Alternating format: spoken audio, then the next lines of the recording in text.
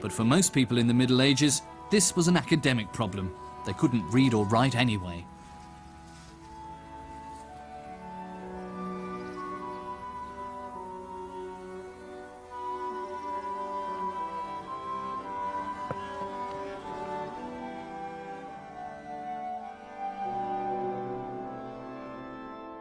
During the Middle Ages, books were written out by hand, mostly in monasteries. Often the monks would spend years on a work.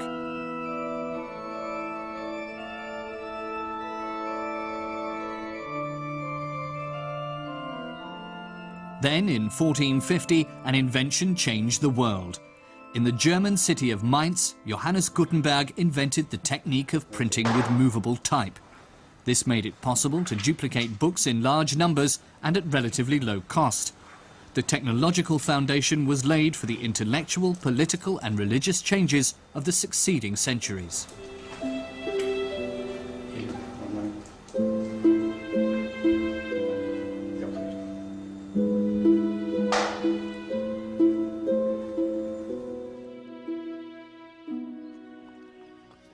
Johannes Gensfleisch, who later changed his name to Gutenberg, was born in Mainz in around 1400.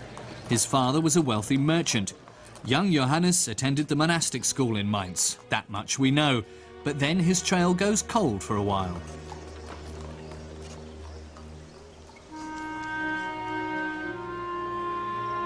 We only pick it up again in Strasbourg, where he settled in 1434.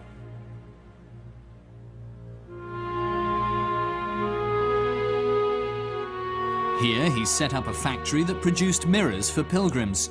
These were very popular among the faithful, who hoped thereby to capture something of the charisma emanating from the shrine they were visiting and from the relics it contained. For Gutenberg, it was a lucrative business. There was a flourishing trade in devotional objects. Particularly popular were woodcuts depicting the saints. Woodcut is one of the earliest printing techniques, but it only reached Europe in the early Middle Ages. Here it served primarily for the dissemination of pictures and texts.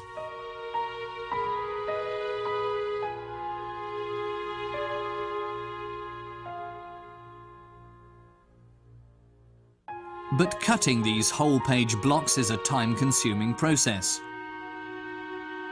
First, a mirror image of the handwritten page has to be drawn on the block.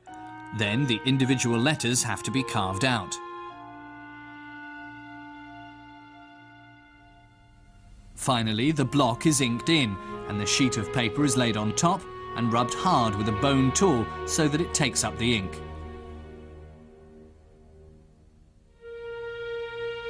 By the start of the 15th century, more and more of these page prints were coming onto the market. Occasionally, a number of pages were bound into a book.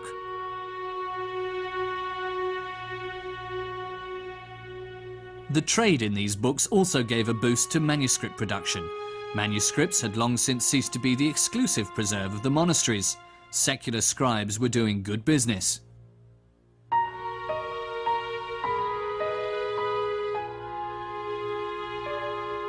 The establishment of the first universities had created a great demand for books.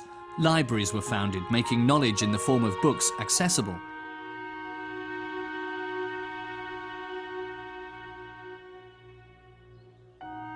Books needed to be cheaper and more quickly available, but that wasn't all. In particular, scholars wanted uniform copies. A new production technique was feverishly sought after. And one of the seekers was Gutenberg. In 1446 he returned to Mainz.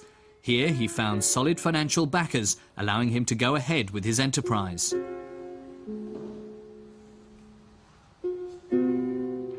His breakthrough came with a brilliant idea. He broke up his text into its constituent parts: letters, punctuation marks, and frequent combinations known as ligatures.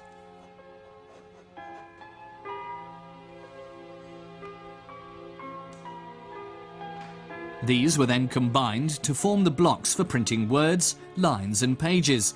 The characters were cast and could be used in new combinations time and again.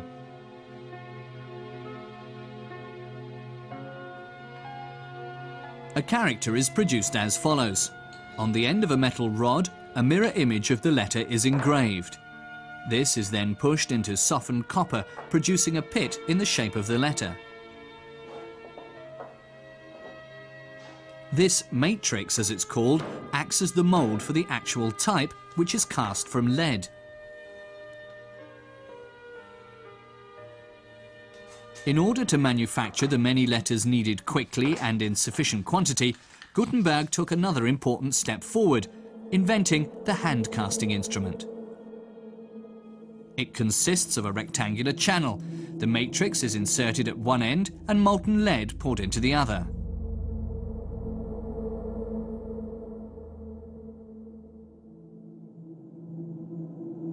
When the instrument is opened, a letter cast in lead is there ready to be used.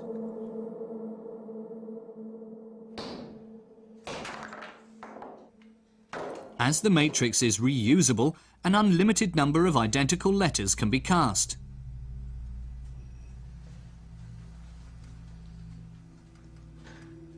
Finally, the typesetter can begin to combine the letters into lines.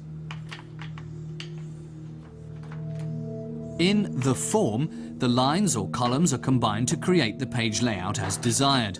The result is a mirror image of the page to be printed.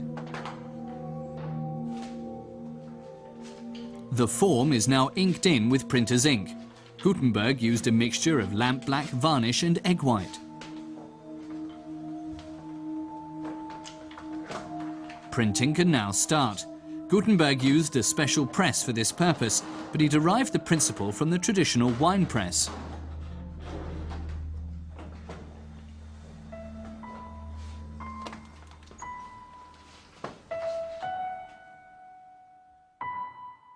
Gutenberg's first printed works were official documents, papal decrees, and grammars.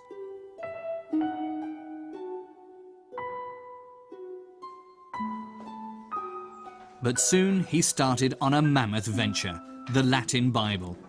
For this project he cast more than 100,000 pieces of type. For more than 2 years, Gutenberg's typesetters and printers worked on the first edition of 180 copies.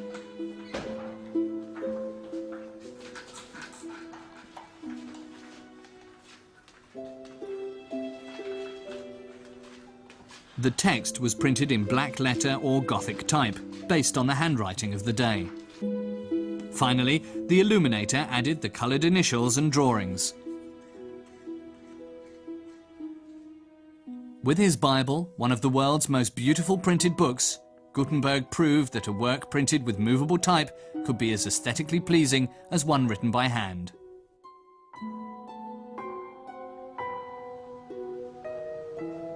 The edition was soon sold out. Gutenberg's contemporaries were impressed. It was the first time a work had been available in such a large edition, and every copy was identical. The written word now had authoritative status.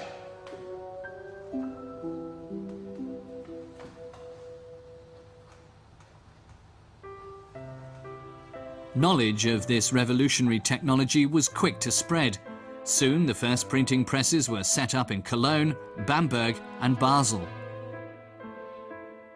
In Venice, an enterprising publisher named Aldus Manutius began to print the works of the classical authors. His clientele comprised the whole of Europe's humanistic intellectual elite. Manutius employed the most talented printers of the age. They developed the typeface known as Antiqua, which soon spread throughout Europe.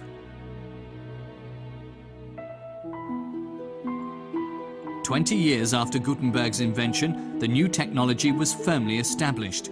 Thousands of titles were marketed in editions of up to 1,000.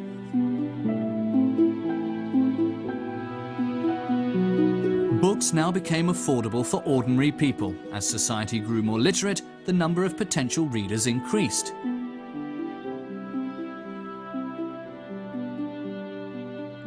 One of Gutenberg's greatest admirers was the reformer Martin Luther. The new art of printing gave him a bright and bold idea. The layman didn't need a priest to tell him what the Bible said.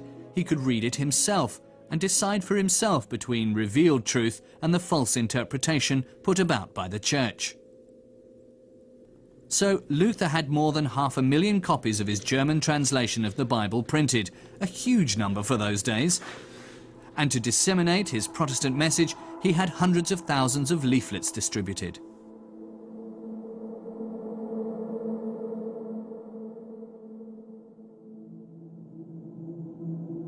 But it wasn't just Luther who exploited the new medium. So did the emperor, along with kings and free cities of the empire. Soon, single-sheet leaflets, flyers we would call them, were discovered as a news medium. When an unusual configuration of planets was announced for 1524, the country faced an avalanche of these flyers, warning of an imminent repeat of Noah's flood.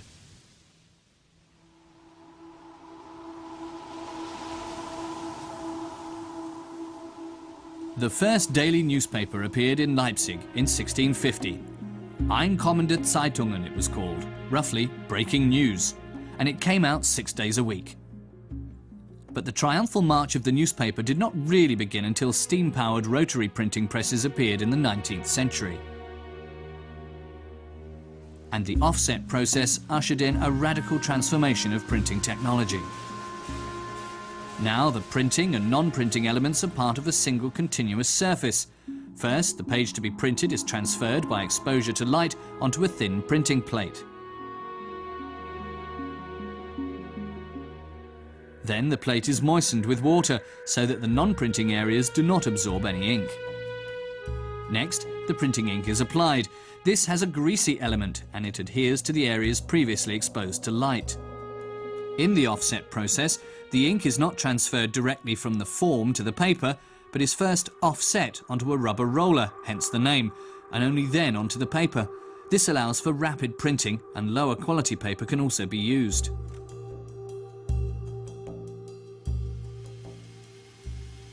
Offset is the commonest printing process in use today, but in spite of all these modern developments, it was Johannes Gutenberg who laid the foundations of our modern media world. His invention is still regarded as one of the most important in human history.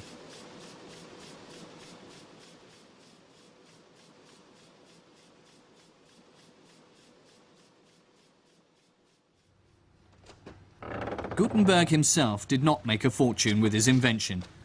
He'd not even finished printing his Bible before his financial backer called in the loan.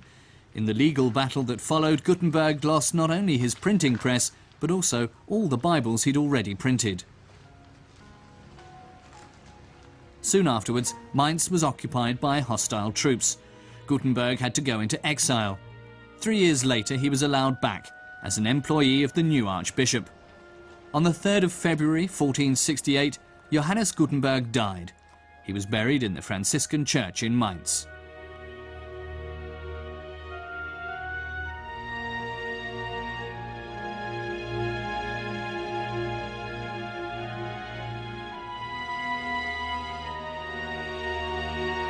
But his invention of printing with movable type had changed the world forever.